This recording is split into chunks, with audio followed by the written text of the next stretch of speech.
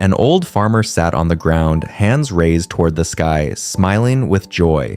His beard was white, wrinkles lined his face, and his eyes sparkled with years of hard work.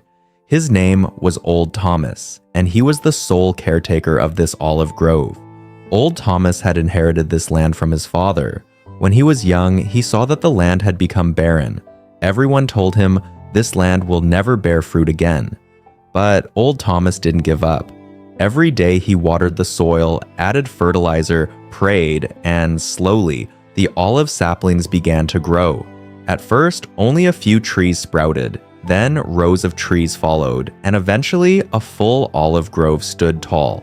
In every season, Old Thomas personally plucked the leaves, trimmed the branches, and thanked God.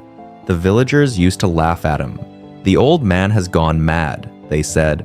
"Does he think a treasure will grow out of these trees?" But Old Thomas silently continued his work. He believed the land never betrays.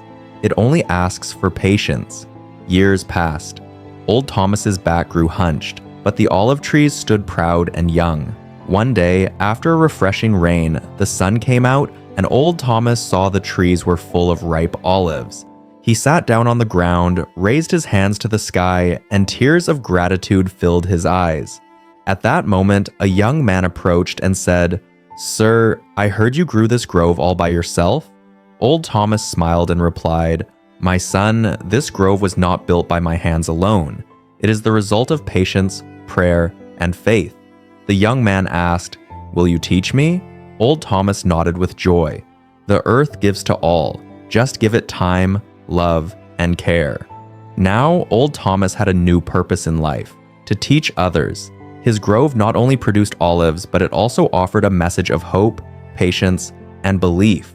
And thus, the story of an old farmer spread throughout the village.